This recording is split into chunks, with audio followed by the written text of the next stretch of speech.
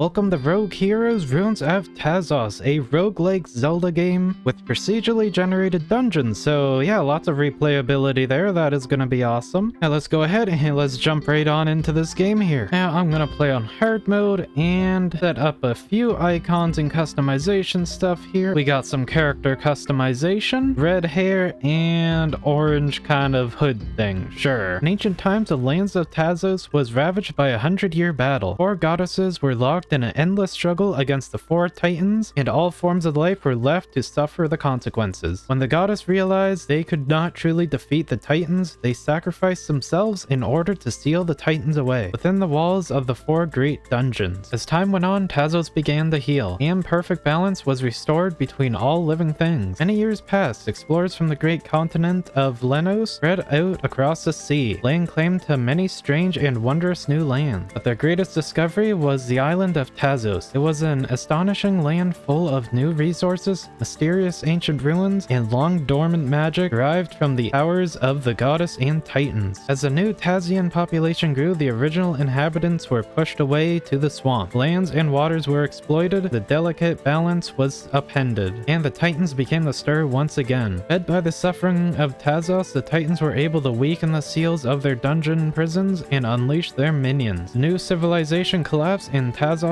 was abandoned, lost in time, myth, and legend. Since that time, the power of the titans has continued to grow. Soon they will be able to completely break the seals that bind them. The weakened spirits of the goddesses now make a desperate plea to a chosen group. Craftsmen, mages, scientists, explorers, and brave heroes have been called back to Tasos. Together, with the help of the goddesses, they can push back the titans' armies, defeat their guardians, and restore the balance once and for all. A great struggle awaits them. They will have to travel the harsh lands, explore the ancient ruins, and descend into the ever-shifting dungeons, and face off against unknown monsters. It is up to this group to rebuild amongst the ruins and become the first true heroes of Tasos. Let's wake up.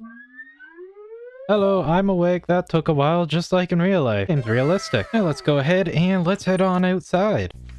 Hey, you're awake.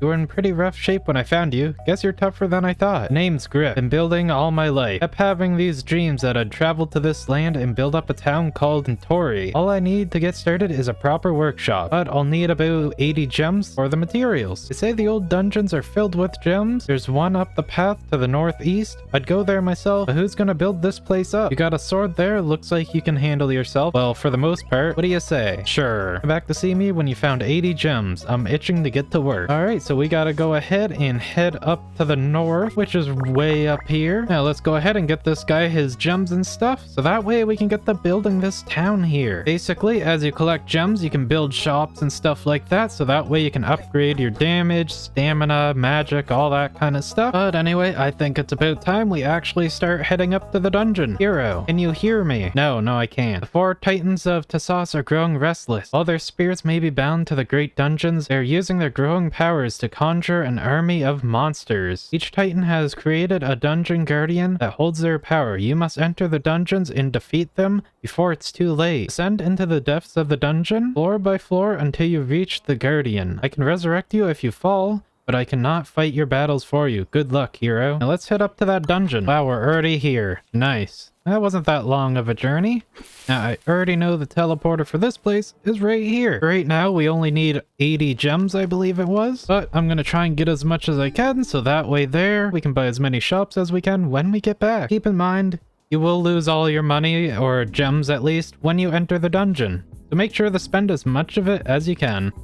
There we go. As you can see, we got these things here, which are basically shortcuts to other floors. So once you get down to a lower floor, you can basically buy a shortcut with gems. So that way there, you can quickly get down to the lower floors. Now let's jump right on in here, and hopefully I don't die right away. Oh, these guys got bones. Gonna get my shield out and hit one down. Let me just kind of be careful here while I regenerate my stamina. There we go. Room cleared. Nice. And this is a really good room because these pots are going to be completely filled with gems and stuff. As you can see, if you pay attention to the pots, there's one down there with a squiggly line rather than the symbol the rest of them have. That one has a snake in it. Don't break those pots, but the rest of them can be broken. And we got a glass wand. So yeah, that's another thing. You want to break stuff so you can get these glass weapons, which are basically weapons you can use only within the dungeon here. They will break when you die and you'll have to collect them again, and if you leave the dungeon. So keep your eye out for them, because they can be pretty useful. And another thing to keep your eye out for in here, you see this one tile right below me there that's slightly a different color? If I step on it, then it causes things to drop, and some of them will cause these here to shoot out arrows. This one here doesn't seem to have one of those. Yeah, first room, and we already have more than enough gems to go back and build that guy's workshop, but I'm gonna keep pushing forward here just so I can get some more money and stuff like that. Ooh, we got a chonky slime. Okay, come here, chonky. And smaller slimes. Okay, let's pick this up, and that was the wrong way to yeet it. Okay, let's go that. There we go. Now I can get everything else in peace. I got 46 coins, so I could open one of these. I'm gonna go with this one and get a bunch of extra gems. Now, what do we got in this room? Lots of bats, lots of slimes. Can I throw bombs over this wall? Yes, I can, and I got it. Nice. Good job, me. Pat myself on the back. Okay, if I step on that, that's gonna shoot, right? Yeah. All right, cool. There we go. And let's light up these candles in here. There we go. It opened a door for us. Awesome. Got some rats and a treasure chest. I will take that thing there. What's in here? Glass boomerang. Now that is a useful item. This will actually kind of stun enemies and stuff like that, so it's a pretty nice thing to have. Probably my favorite out of all the items you can get. Where's that door at? Right here. Oh crap, we got laser beam fish. All right, cool.